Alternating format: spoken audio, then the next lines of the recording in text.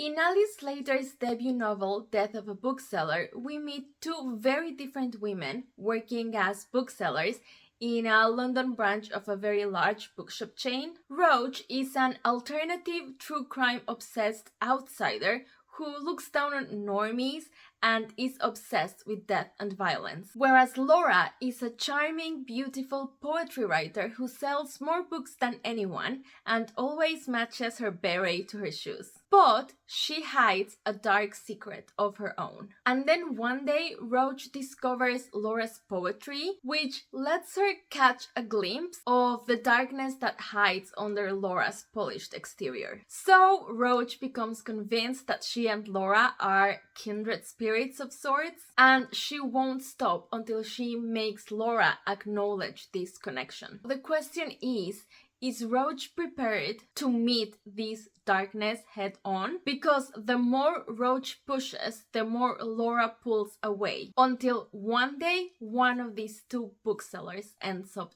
dead. So this book has been very popular here in the UK, and I've seen it classified as a thriller everywhere. And to be honest, I'm not 100% sure that it is a thriller. Although, to be fair, I really don't know much about genres, so take my opinion with a grain of salt. In any case, if this is a thriller, I would say that it is a pretty unusual one. There is not a lot of mystery, it is not particularly thrilling or twisty-turny. So why did I like this book so much? This is Michelle's Melancholia, where we read books to fear and shed a tear, and today I'm telling you why I gave Death of a Bookseller 5 stars. I talked a lot about this book during one of my latest reading vlogs, so if you're interested in hearing some of my first impressions, I will link those vlogs in the description box, and I'll try to link them somewhere on screen as well. So yeah, in my opinion, what made this book so enjoyable and so fun to read were our two main characters. Neither Roach or Laura are particularly likable. I'd say they're quite the opposite, actually. They are both extremely obnoxious and cringy in their own way, and they both often act like they are better than everyone else, or at least better than the other. Although both of them play into very specific stereotypes, they did not fall flat at all for me. We come to find out that the reason they act like this is because they each have their own insecurities and their own trauma, and these inevitably endeared me to each of the characters. While I was reading the book, I found myself constantly flip-flopping between being super annoyed at either one of them and deeply sympathizing with them, and frankly just wanting to give these poor girls a hug. I also found myself really wanting one of them to be the bad guy and the other one to be the good guy, and this wasn't even consistent throughout the story. I kept changing my mind about who I wanted to be revealed as the villain, depending on who I liked more or less at any given point. So the fact that I was really invested in these characters throughout the whole book made it really enjoyable, and I just kept looking forward to that moment where I could keep reading and find out what happened next.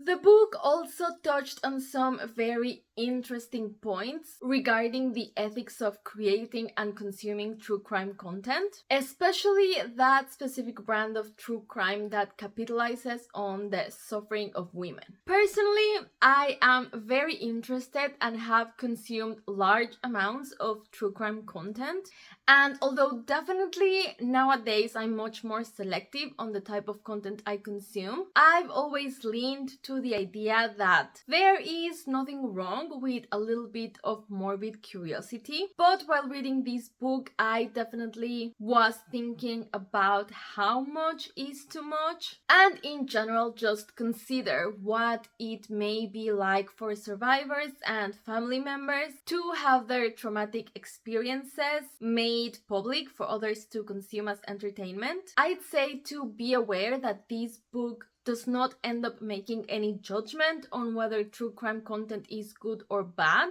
And in my opinion, it also doesn't offer any original take on this debate. So if this is a topic that interests you. You've probably heard all these arguments somewhere else before, and you've probably thought about these a lot yourself as well.